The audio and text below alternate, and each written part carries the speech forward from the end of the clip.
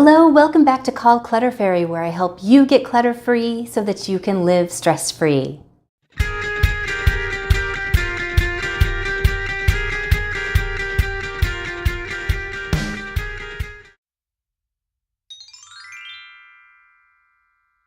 Hello! Okay, it's day 2 and today I'm going to be tackling the lower cabinets. So the cabinets, these white cabinets that you see, literally what I'm touching are all the cabinets that I have in my entire kitchen.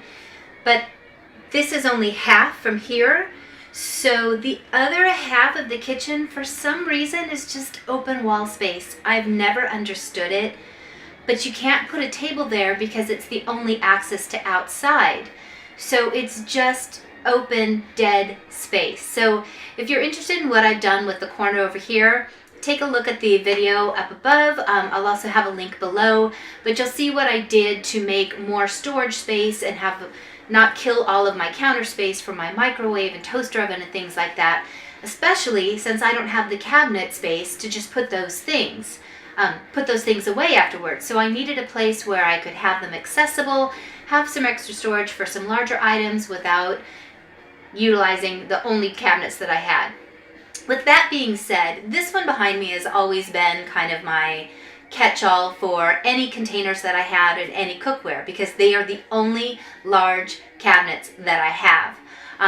I found this someplace and I decided to grab it. It's kind of embarrassing because I've never painted it, but I think I'm going to tackle that this holiday weekend so that it at least matches. I'm also going to do a little bit of touch-up for just the aesthetic. I'm going to spray paint all of these black. We're renters and I don't want to invest, but I think spray painting these and giving all of the cabinets a good scrub down is really going to freshen up the way that this looks. But that's not what I'm talking about today. I want to talk about the inside, and over here all the bakeware stuff. Again, most of these items are things that I don't use, so it's just wasted space. I know I have a big roaster in the back. I don't roast anything, and I have some vintage Corningware that I got from my mom. I've never used it in the entire time that I've been here, and I know the Corningware is something that a lot of people collect, so I'd rather let it go and have someone else find some value and appreciation for it and free up my cabinet. So the first thing I'm going to do is empty everything out, and that's just the ugly time-consuming part. But as I'm pulling it out, I'm going to put all of my plastics together, make sure that they have lids. If they don't, they're automatically going in the trash. If they do have lids and I don't use them or I don't like them, I'm going to go ahead and put it in my donate pile. Nothing in here is of value, so I'm not planning on wasting any time trying to sell it with Let Go or the marketplace on Facebook. I'm just going to donate it all. So I'm going to fast forward through all this, but here we go.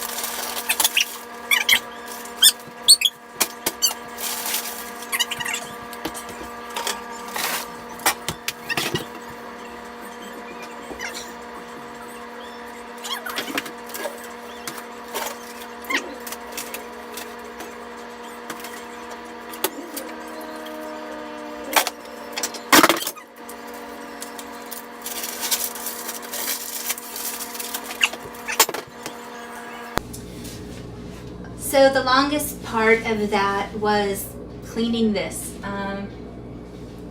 You guys, I don't need half of what I had in here. I'm getting rid of 4 skillets. I kept 1 crepe pan because I do make crepes, 1 non-stick frying pan, and 1 that I brown meat in. That's it. So I'm keeping those 3. I'm keeping 2 small saucepans because I do heat up soup pretty often, or when I cook in bulk, I'll reheat just a small sauce for something. And then these are what I use most often. This is my big pot for spaghetti or chili, and then this is the one that I use for steaming vegetables or cooking noodles. Everything else, going away. I don't buy these. I have a family member who gets food delivered to them frequently, so they save me these. It's my dad and my stepmom. They save these containers and they give them to me on a regular basis. I use them 2 or 3 times and then I go ahead and throw them away. I don't feel guilty about it. They are reheatable in the microwave, so they're getting 3 or 4 uses out of what it would otherwise go into a landfill. So those are really the only storage things that I have. I have these that I get from the Dollar Tree. What I have found is these come in a 6-pack. They don't seal airtight very well. So what I usually do is put a thin piece of saran wrap over it before putting the lid on. But these are good for just a day or 2 in the refrigerator. And again, once they get nasty, I don't mind throwing them away. I know I probably should invest in some good glassware that has lids on it that I can reuse. I just haven't done that yet. So if you have something that you use for your food, go ahead and suggest it to me. I'd love to see it, but otherwise I just use these Dollar Tree ones.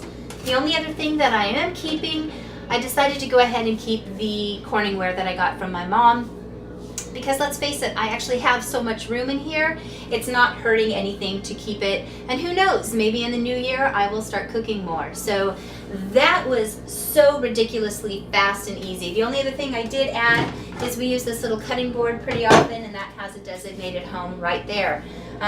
You can see there's space behind all of these things. It can push all the way back, so I definitely have room to grow. So let's start over here on the baking section and let's see how much of that I can get rid of. So we're gonna slide over here. Same thing, I'm gonna pull everything out, see what I have, and all of these things that I'm getting rid of are just gonna go out into that donation bin.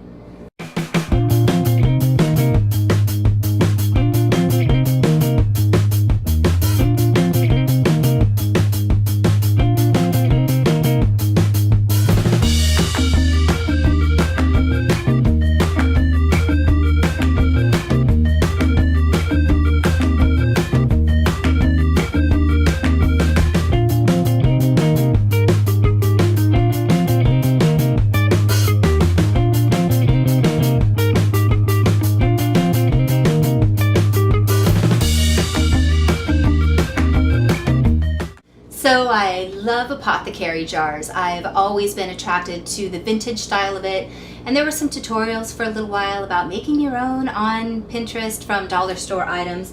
So I kind of went to town for a little while and started making these, and they're cute. What I've found that frustrates me is that it's hard to find lids that go with these, and that's part of the appeal to me, is the beautiful lid that goes with it. So these are going to go in my maybe you should get rid of it pile, along with those few Mary Engelbreit pieces, and let's see, if I don't use them in the next couple months in my spring decorating, they are going away.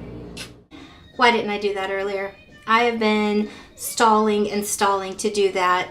You know what? That took me minutes, literally minutes, and now it's going to be really hard to see, but I've got just the very few pans that I'm going to use. I kept one 9x9 pan for brownies.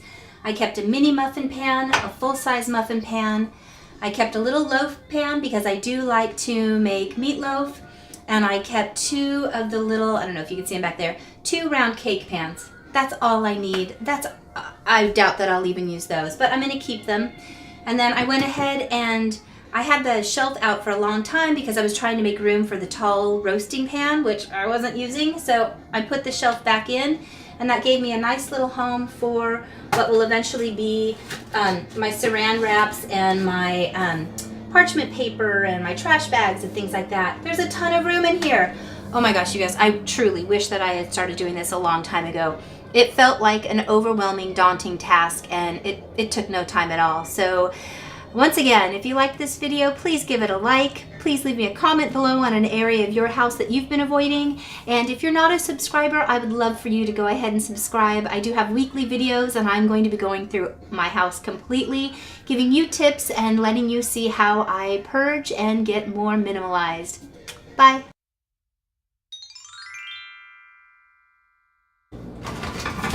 This is all gross. Why do I have so many pots? I don't cook. Oh my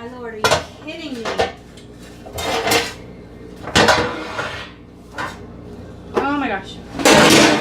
No, no, no, no, no, no, no, no, no, no.